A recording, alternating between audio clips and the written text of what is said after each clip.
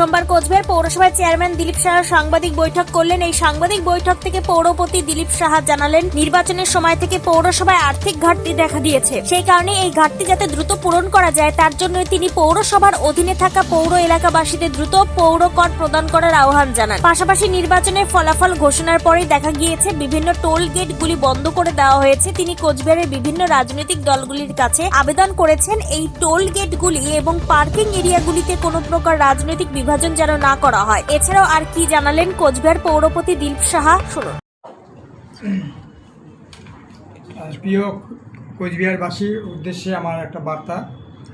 যে আপনারা জানেন যে বিগত ইলেকশনের পর থেকে আমাদের কিছুটা কালেকশনের একটা ঘাটতি দেখা দিয়েছে। কারণ বিভিন্ন লোক বিভিন্ন রাজনৈতিক কর্মকাণ্ডের সঙ্গে যুক্ত থাকার ফলে স্বাভাবিক নিয়মে প্রত্যেক বছর যা হয় একটা ঘাটতি দেখা দেয়, কিন্তু সেটা এবার মনে হচ্ছে একটু বেশি বলে মনে হচ্ছে। তাই কোচবিহার শহরের সমস্ত নাগরিকবৃন্দের নিকট আমার আন্তরিক আবেদন যে পৌরসভার আর্থিক কাঠামোকে শক্তিশালী করতে আপনারা নিয়মিতভাবে পৌর কর এবং ফি প্রদান করুন, যেটা প্রপার্টি ট্যাক্স, ট্রেড লাইসেন্স ফি, মিউটেশন চার্জ, মার্কেট স্টল ফি, সমস্ত বকেয়া কর এবং রাজস্ব দ্রুত জমা করার জন্য আমি পৌর নাগরিকদের প্রতি অনুরোধ করছি। কোচবিহার থেকে নিজস্ব প্রতিনিধির রিপোর্ট, টাইমস 14 বাংলা। আরো নিত্য নতুন ভিডিও পেতে এবং তথ্য জানতে আমাদের ফেসবুক পেজকে লাইক ও ফলো করে রাখুন। সেই সঙ্গে টাইমস 14 বাংলার ইউটিউব চ্যানেলকে সাবস্ক্রাইব করতে ভুলবেন না।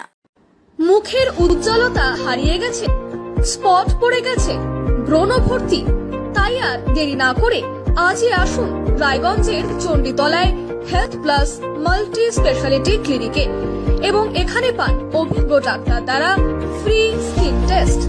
আরো বিস্তারিত জানতে যোগাযোগ করুন 9674895169 এই নম্বরে।